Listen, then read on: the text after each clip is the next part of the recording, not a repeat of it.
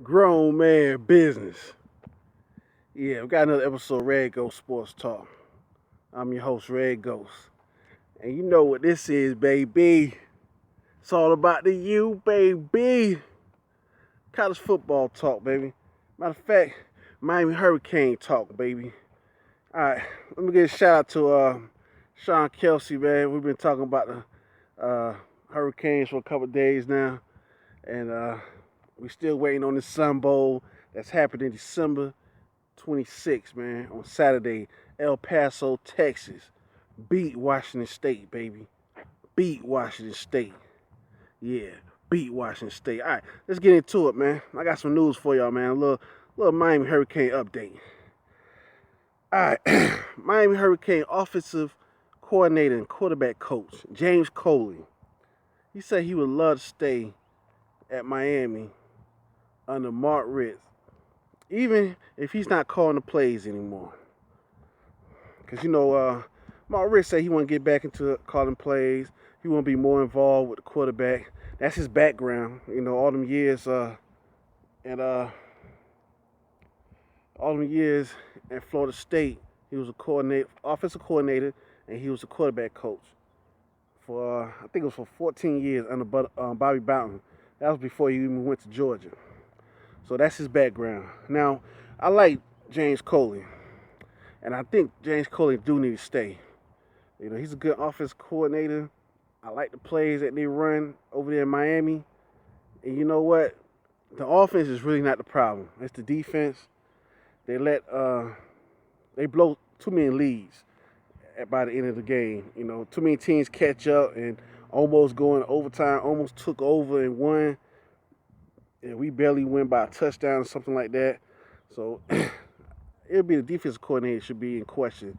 I don't think the offensive coordinator should be in question. I'm gonna give you a little history about James Coley because I like this guy, and he have a similar story as Mark Ritz as well. So, this guy could really be a head coach in my opinion. But where can I start? All right,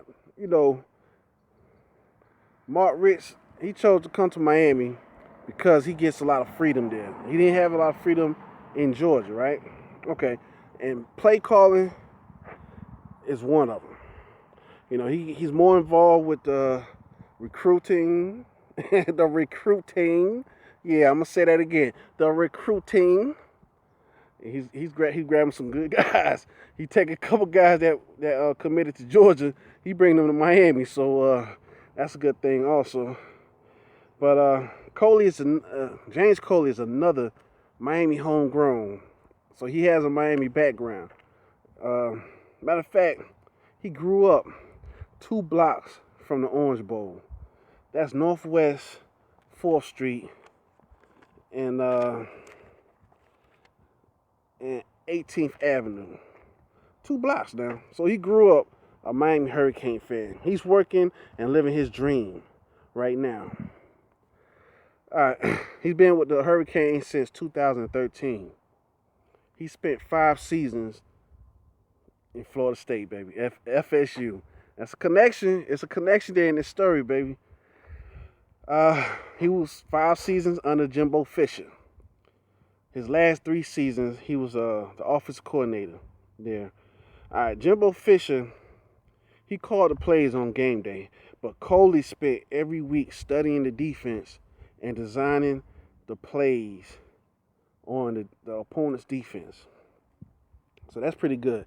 Now, let's remember, what's his name? Emmanuel? Is it E.J. Emmanuel? Who played for the Bills? He was a quarterback there.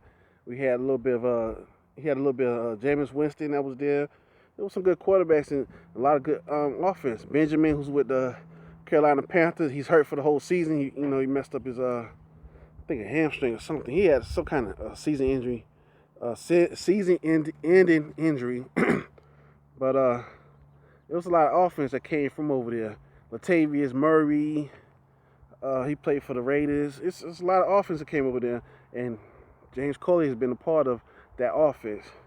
So Jimbo Fisher was calling the plays now, and James Coley, he was the mastermind behind it. He was studying the film, studying the defense, and he was designing the offense and teaching the offense the plays upon the opponent's defense.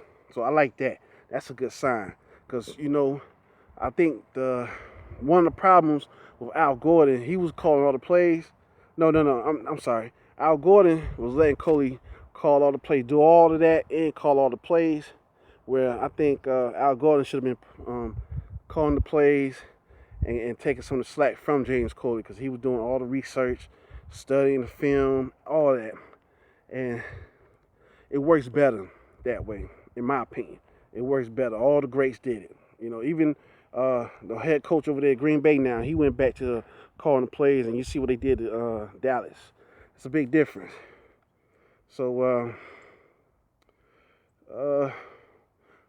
Mark Ritz, he has stressed that he want to get back into calling plays and being more involved with the quarterback. So, I think James Coley should stay. I think that'd be a good combination.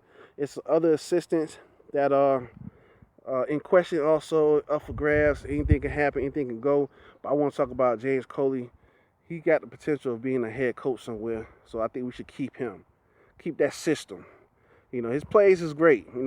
Maybe add a couple. They do a lot of my favorite plays, which is the quarterback, the wide receiver screens, bubble screens, running back screens. They need to add those tight end screens because we always have some great tight ends. But yeah, I just want to let y'all know that, man. Tell me what y'all opinions are. We got some more Hurricane fans that's on my channel. We talk about all the time. Can't think of y'all names right now. I just got finished talking with Sean Casey, so that's why I shot him out. But the other ones that I missed, I'm going to shout y'all out also.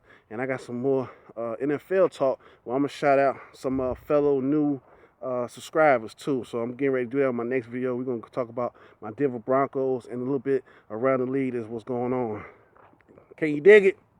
Grown man business.